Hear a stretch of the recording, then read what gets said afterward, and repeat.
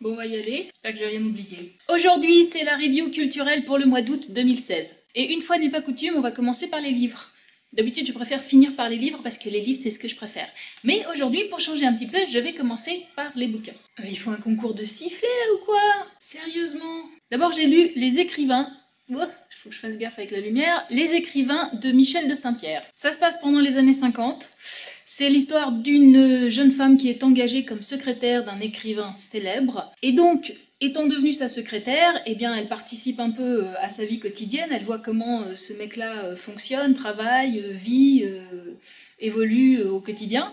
Et puis, elle croise aussi son fils, qui est un jeune garçon qui se cherche un petit peu, et qui, tout en se cherchant, fait pas mal de phrases que le papa doit éponger derrière. Alors, ce livre, je l'ai beaucoup aimé, j'ai trouvé que c'était très bien écrit, vraiment. C'est une langue un peu à l'ancienne. C'est-à-dire, c'est une écriture un peu à l'ancienne. On sent que c'est un auteur un peu... que c'est pas un auteur complètement contemporain, quoi, que c'est plutôt un auteur première moitié du XXe siècle. Il y a une très belle langue, il y a une très belle plume, c'est très savoureux à ce niveau-là. J'ai beaucoup aimé aussi tout ce qui est dépeint, cette ambiance très années 50. Vraiment, on est typiquement dans les années 50 et ça, c'est très agréable. Ce qui m'a un tout petit peu gênée, c'est qu'on a l'impression que l'auteur hésite un peu entre la farce et le drame. Et donc, du coup, au long des chapitres, ça bascule un peu d'une ambiance à une autre. On est un peu toujours entre les deux. On sait pas trop bien, ça commence vraiment comme une farce et ça finit un peu comme un drame. Du coup, on est un peu ballotté de l'un à l'autre et on sait pas si on doit rire ou pleurer. C'est peut-être mon seul bémol. Mais sinon, si tu n'as pas lu ce livre-là, je te le recommande. Oh, qu'est-ce que c'est qui fout le camp des bouquins? C'est pas grave. Ensuite, j'ai lu de Jean-Christian Petit-Fils, Louis XIV, expliqué aux enfants. C'est un petit livre que j'ai lu fort rapidement. Je suis une très grande fan de Louis XIV et de la période versaillaise de l'histoire de France. J'aime énormément ce personnage de Louis XIV. Je sais qu'il est un peu sujet à caution, parce que c'était quand même aussi un petit peu un tyran. Enfin, disons que c'était un roi qui était un peu absolu dans son approche de la monarchie. Mais j'aime énormément Louis XIV pour ce côté panache, gloire, égocentrisme aussi. Ce livre-là est très bien fichu, c'est pas une grande plume, mais c'est très intéressant, on découvre des tas de trucs, enfin moi par exemple j'ai découvert des tas de choses que je ne connaissais pas sur Louis XIV, notamment le fait qu'il faisait plus d'1,80 m, moi je pensais qu'il était tout petit, ben en fait pas du tout. On apprend aussi pas mal de choses sur la façon dont il faisait la guerre et dont il envisageait la stratégie militaire et politique de son règne. Et puis on apprend aussi pas mal de choses sur sa santé, sur sa vie quotidienne. Enfin, c'est un petit livre qui se lit sans déplaisir. Et si tu aimes Louis XIV, eh bien je pense que tout en aimant beaucoup et tout en connaissant beaucoup, tu devras apprendre des choses dessus, sur Louis XIV.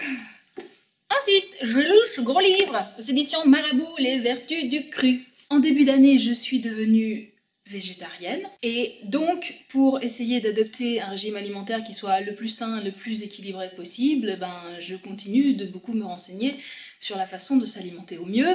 Récemment, j'ai entendu parler du crudivorisme, c'est-à-dire en fait le fait de manger essentiellement cru, soit des légumes et des fruits essentiellement.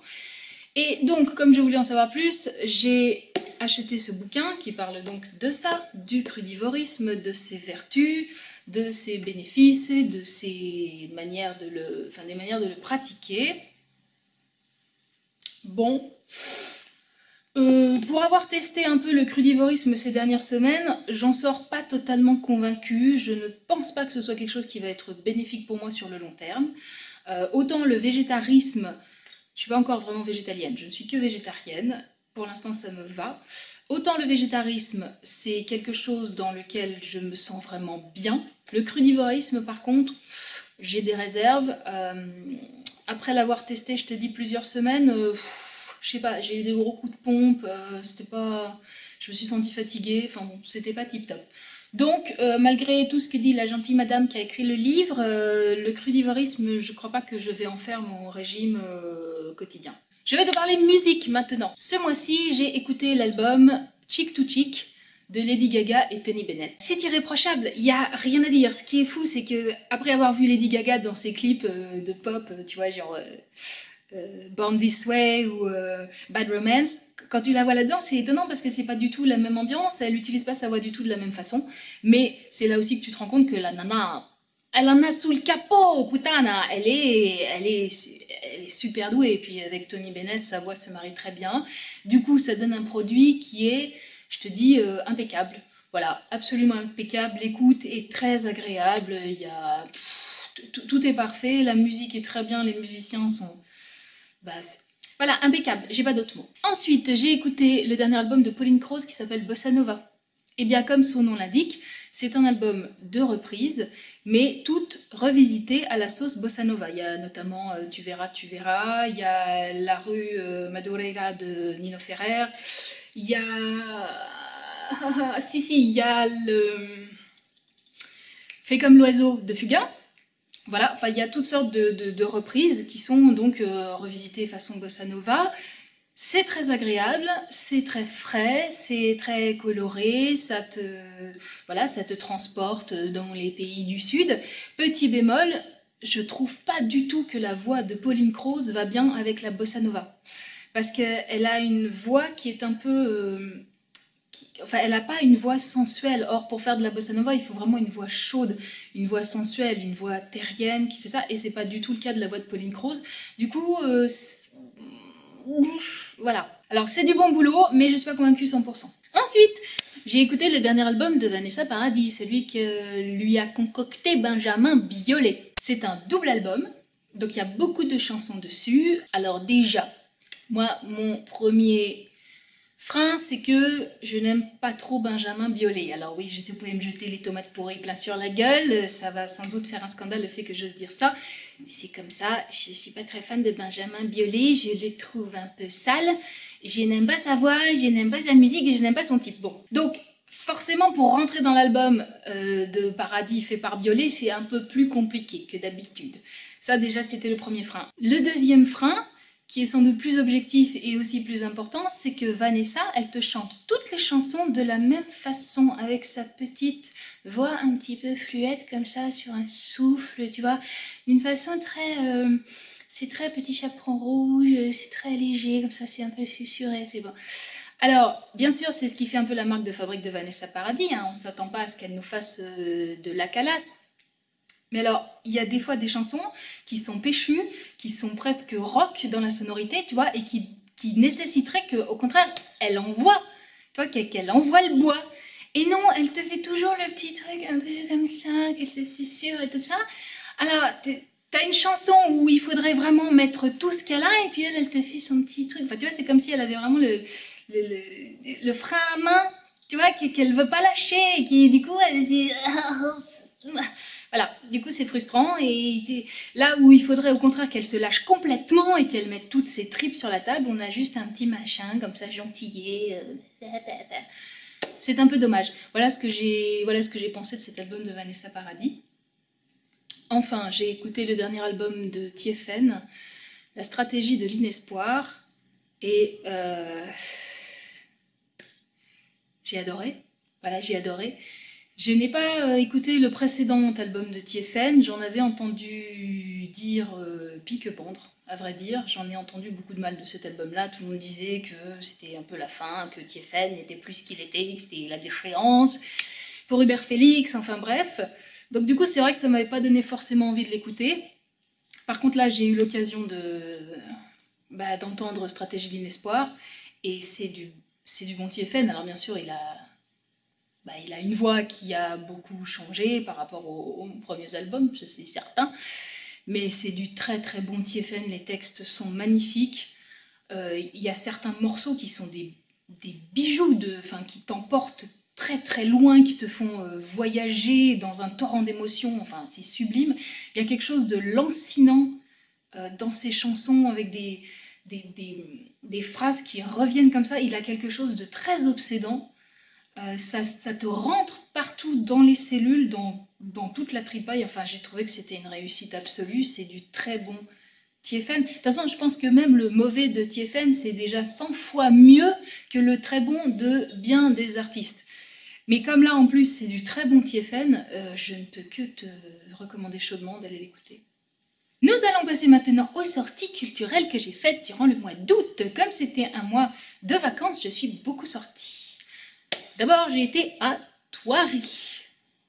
Thoiry, tu sais, c'est cette espèce de zoo qu'on parcourt en voiture et à pied où on est très proche des animaux, on les voit de très près, tout ça. Bon, alors j'étais en fort charmante compagnie quand j'ai fait ce truc à Thoiry. Donc ça, c'était la bonne part, c'est que j'étais voilà, avec des gens que j'apprécie hautement. Par contre, Thoiry en tant que tel, non, je n'aime pas du tout parce que j'ai trouvé que les animaux avaient tous l'air super malheureux, que les enclos étaient minuscules. Franchement, surtout pour les félins, quoi, surtout pour l'endroit des lions et le truc des tigres et tout ça, mais les enclos étaient tous minuscules. Tu vois, si je compare au parc des félins où j'avais été récemment, où là les enclos étaient immenses et où les animaux pouvaient quand même un peu s'ébattre, tu vois.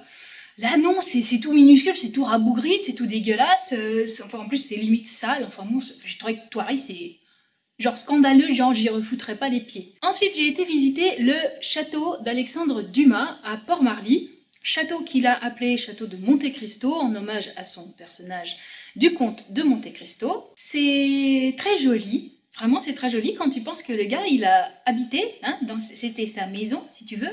Bah, tu te dis que il s'emmerdait pas, le petit père Dumas, quand même, parce que c'est assez joli l'endroit où il était. En plus, il y a deux bâtiments, donc tu as un premier beau château qui était sa maison, et puis tu as un deuxième beau château, quoique plus petit, qui était son bureau. Alors effectivement, je veux bien croire que quand on est dans ce joli bureau, bah, on est inspiré, ça donne envie de bosser tous les jours, d'écrire quelques 60 pages par jour, ma foi. Donc c'est très joli, il y a 2 étages à visiter, tu as en bas le salon, salle à manger et tout ça, et alors en haut, ce qui est vraiment la perle de la visite, enfin le clou de la visite, c'est que tu as toute une pièce qui est organisée comme un harem. Et vraiment, c'est d'inspiration mauresque. Et alors, c'est sublime, quoi. Le gars, il avait ça chez lui, un petit harem des mille et une nuits. Enfin, voilà, quoi. La visite vaut, ne serait-ce que pour cette pièce-là, tu peux y aller, quoi. C'est drôlement sympathique. En plus, il y a un très beau jardin, avec des fontaines, avec des cascades, avec des... Enfin, voilà, c'était l'art de vivre à l'époque d'Alexandre Dumas, ça devait pas être trop dégueulasse. Dans le même esprit, j'ai été visiter la maison de Claude Monet à Giverny.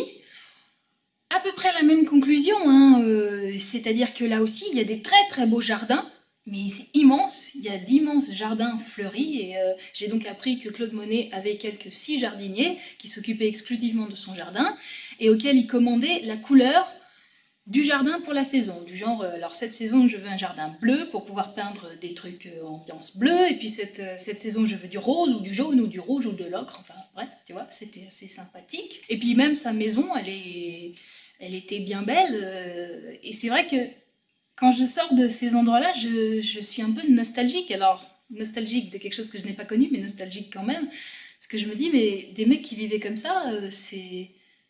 Quel luxe, quel privilège. Parce que, enfin, voilà, je comprends qu'effectivement, alors ça n'enlève rien au talent que pouvaient avoir ces artistes, mais forcément, quand tu as de telles conditions pour créer et de telles conditions pour t'adonner à ton art, mais voilà, je comprends que la vie soit un long fleuve de bonheur et de plénitude, quoi. Et puis enfin, j'ai visité le château de Madame de Maintenon, à Maintenon, très joli aussi, vraiment très joli. Il y a une très belle galerie, une pièce absolument magnifique à l'intérieur du château. Il y a de très beaux jardins là aussi, avec un aqueduc au bout du jardin, qui paraît-il en plus ne plaisait pas du tout d'ailleurs à Madame de Maintenon. Elle n'était pas contente qu'il y ait cet aqueduc parce que ça lui gâchait un peu la perspective de ces jardins. Là aussi c'est un très joli endroit. Alors il tombe un petit peu en ruine. Je pense qu'ils doivent avoir des petits soucis de sous-sous. Parce qu'il y a des endroits où ça se craquelle, où ça s'infiltre, où ça se débagouille. Mais bon, sinon, là aussi, c'est un très joli endroit à visiter. Quand on est dans un trip de château, ça vaut le coup. On passe au tarot. J'ai acheté 3 tarots ce mois-ci. Tout d'abord, celui-là. D'ailleurs, ce n'est pas un tarot, c'est un oracle. L'oracle d'Aradia. J'ai toujours tendance à dire Acadia. Non, pas du tout. C'est en fait le Gospel d'Aradia. Voilà, c'est ça le nom du tarot. Je l'avais vu sur internet. En plus, il est aux éditions Blue Angel Publishing. Et c'est un éditeur de tarot que j'aime beaucoup parce qu'ils font souvent des tarots qui marchent très bien avec moi. Parce que les jeux d'oracle ou de tarot, voilà, il y en a qui marchent bien, d'autres qui marchent moins bien. J'ai pu le constater étant donné que j'ai beaucoup de tarots. Voilà, il y a certains tarots où je sais que ça va toujours marcher, que ça va toujours me donner une réponse pertinente, et il y en a d'autres, je sais que ça ne marchera pas. Il doit y avoir une histoire de fluide, je ne sais pas trop, je m'en fous d'ailleurs. Donc, j'avais vu celui-là chez Blue Angel, je l'ai acheté, et j'ai été un petit peu déçue. J'ai fait un tirage avec qui ne s'est pas avéré extrêmement pertinent. Et par ailleurs, j'ai été un peu déçue par les cartes. Bon, je t'en montre deux pour que tu vois un peu le genre.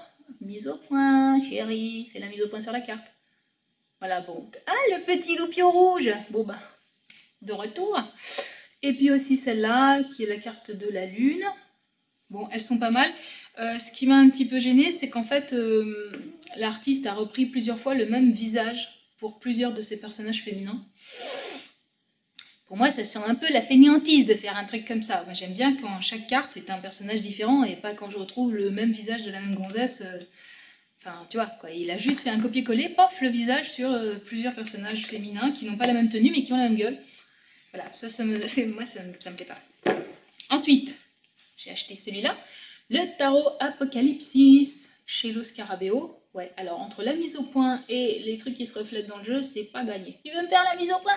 Mais pas sur moi, sur le jeu, madame. Très beau jeu, donc chez Lo Scarabeo, très beau jeu, avec des images extrêmement riches, extrêmement colorées, extrêmement chamarrées, foisonnantes, luxuriantes, tout ça. Là aussi, c'est pas forcément un jeu qui sera fait pour moi, parce que quand j'ai fait un tirage, ça n'était pas excessivement pertinent. Et d'autre part, ce que je reproche aussi un petit peu, je vais te montrer les cartes. Tu vois, je ne sais pas si tu t'en rends compte, mais donc il y a énormément de choses sur une carte. Il y a beaucoup de détails, et du coup, je trouve que les cartes sont trop petites. Tu vois, il y a tellement de détails, il y a tellement de richesse finalement. La carte est tellement riche, et bien qu'en fait, elles sont trop petites. Tu vois, elles sont un peu ce format-là, et je pense qu'elles auraient été plus grandes, ça aurait été mieux, parce que comme ça, on aurait vraiment pu voir tout ce qu'il y a, tout ce qu'il y a sur les cartes.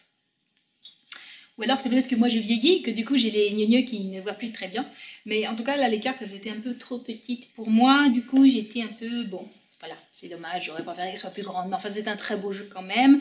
Et puis enfin, j'ai acheté ça, l'oracle de l'aigle blanc, qui a été écrit par un Amérindien pure souche. Donc c'est un très bon jeu. Pas forcément le plus beau, mais c'est un très bon jeu. Il y a un livre super conséquent, tu vois. Et j'ai trouvé que l'approche pour se servir du jeu est super intéressante parce que c'est vraiment initiatique. Il y a plusieurs tirages à faire pour t'apprendre à manier le jeu. C'est-à-dire que tu dois faire un premier tirage un peu simple, et puis ensuite un plus élaboré, et puis encore un autre, pour t'apprendre vraiment à cheminer avec le jeu. C'est pas seulement j'ai une question, je la pose, il me répond le jeu. Non, tu dois vraiment cheminer avec le jeu et apprendre à t'en servir. Il y a une partie des cartes qui représente les animaux totems, une autre partie des cartes qui représente les objets traditionnels amérindiens, genre Dreamcatcher, calumet de la paix, bâton de parole, etc. Et il y a aussi quelques cartes qui représentent des figures, genre le sage du village ou l'ancêtre ou des trucs comme ça. Voilà, je te montre un peu un exemple de carte. Là, c'est la carte du dauphin. Donc tu vois, tu as le symbole du dauphin qui est ici. Et puis là, il y a une photo qui représente un truc symbolique du dauphin. Pareil pour le lynx. Et pareil pour le papillon. Au niveau graphique, c'est pas le jeu qui m'enthousiasme le plus, mais je trouve l'approche tellement intéressante et j'ai fait donc des tirages en suivant ce fameux chemin initiatique. Et c'était pas mal du tout, je tombais sur des choses très intéressantes. Notamment sur le fait qu'apparemment, l'animal qui m'accompagne beaucoup en ce moment serait le lynx, justement. Donc tu vois, comme j'ai dit dans mes recherches avec les félins, bon bah voilà, ça se confirme, je suis bien entourée de félins. En DVD, j'ai découvert ça, Le discours d'un roi. C'est marrant parce que je crois qu'il passe cette semaine à la télé. Donc Le discours d'un roi de Tom Hooper. Oh, mais tout d'un coup, ça me fait penser à un truc. Le mois dernier, je t'ai dit que c'était Judd Apatow qui avait réalisé le film Mes meilleurs amis. En fait, non. Il a produit. Je me suis trompée. Il a juste produit. Reprenons. Donc, j'ai vu Le discours d'un roi de Tom Hooper. Tom Hooper que je vénère depuis C'est Misérable, sorti en 2013 avec Eddie Redmayne. Ça raconte l'histoire du futur roi d'Angleterre, George VI, qui au départ n'est pas du tout destiné à monter sur le trône et qui doit y monter parce que son frère se désiste pour aller vivre des amours libres avec Wallis Simpson. Et du coup, c'est George VI qui doit s'y coller. Sauf que le pauvre homme, il bégaye. Et l'Angleterre s'apprête à rentrer en guerre contre l'Allemagne et il doit justement faire un discours un peu galvanisant, tu vois, fédérateur, pour redonner du courage à toute l'Angleterre. Et problème, parce que le bonhomme, il a des difficultés pour ça. Il va donc voir un thérapeute qui est spécialisé dans les problèmes d'élocution. Et les deux vont développer ensemble une amitié très forte et ils vont aider le roi à se débarrasser de son problème de bégaiement. Et il va donc pouvoir faire son discours d'un roi de la plus grandiose des façons. C'est un très beau film.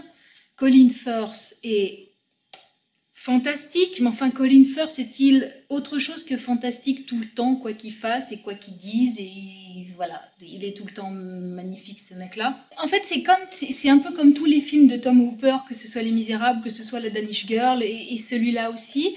Les trucs de Tom Hooper, ça me fait toujours penser un peu au château de Versailles. Je vais t'expliquer le parallèle. C'est très riche. Tu vois, il y a beaucoup de moulures, il y a beaucoup de dorures, il y en a dans tous les sens. C'est un petit peu enflé, c'est un petit peu exagéré. Enfin voilà, c'est un petit peu, il y en a un petit peu trop, tu vois, c'est trop riche, c'est un peu trop sucré, c'est un peu trop coloré.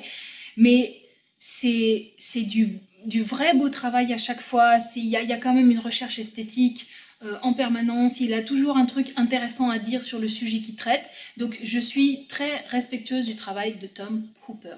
Bon, puis j'ai vu ça, Monsieur et Madame Smith, Mr. and Mrs. Smith en anglais, avec Brad Pitt et Angelina Jolie.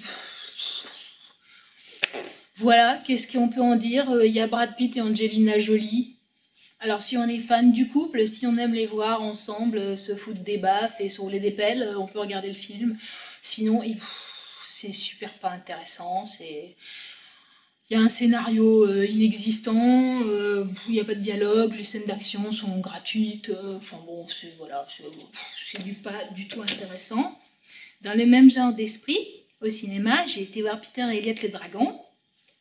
Voilà. Je n'ai pas aimé du tout, mais pas du tout. Et voilà, limite je suis sortie catastrophée, hein, en me disant c'est pas possible, qu'est-ce qu'il leur a pris chez Disney de vouloir faire un remake d'un film qui était, ma foi, sympathique et attachant, pour faire un truc aussi nullissime, quoi. Voilà, bon, il n'y a rien à sauver. Si tu veux savoir jusqu'où je trouve que jusqu'à quel point je trouve que ce truc-là est médiocre, je t'invite à aller sur le cinédesflemmards.com où il y a ma critique de ce film et je t'annonce tout de suite que je le descends, mais que je l'assassine vraiment parce que c'est tellement nul que voilà, il y a rien à sauver, quoi.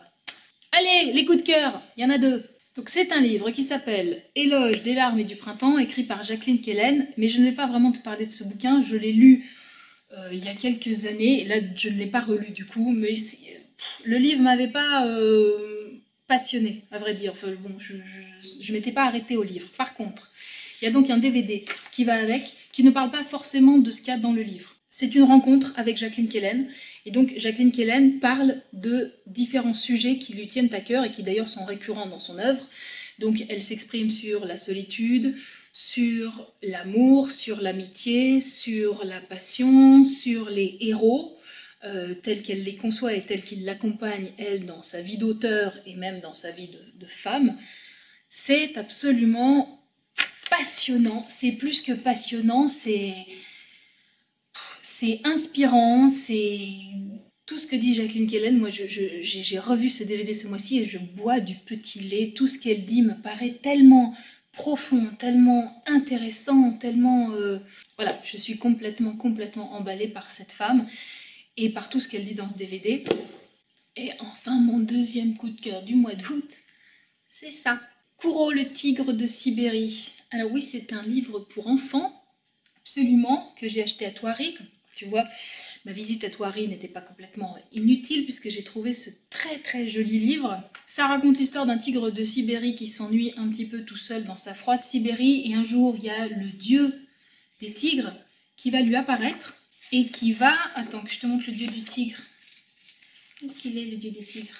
Voilà. Et là, il a le dieu des tigres qui un jour lui apparaît et qui lui dit « Écoute, je vais t'aider à voyager. » Et donc, il lui crée une porte magique qui lui permet d'aller en Inde. Tu vois? Et puis ensuite, il ira en Afrique. Voilà. Et là, en Afrique, il rencontre une lionne avec ses petits. Et cette lionne, elle est un peu maltraitée par un groupe de lions d'un clan opposé qui veulent tuer son bébé. Et donc, le tigre va prendre la défense de la maman lionne et du petit. Et il va tomber aussi amoureux de la lionne. Donc voilà. Et donc, à la fin, il va rester avec la lionne et le petit et ils vont former une belle famille. J'ai trouvé que ce livre était magnifique, il était beau, il y avait des couleurs sublimes dedans. Je pense que ça peut plaire à, si tu as un enfant de 8 ans dans les parages, il faut absolument lui offrir ce livre-là, surtout s'il aime les animaux et surtout s'il aime les félins. C'est le livre à lui offrir. Et même pour les plus grands enfants, tu vois, genre comme moi, eh ben, même pour les plus grands enfants, c'est un très joli livre. L'auteur, c'est Thierry Gourceau. Voilà, et je te donne aussi l'illustrateur qui s'appelle Georges Avigna, parce que le travail d'illustration est juste magnifique. Voilà!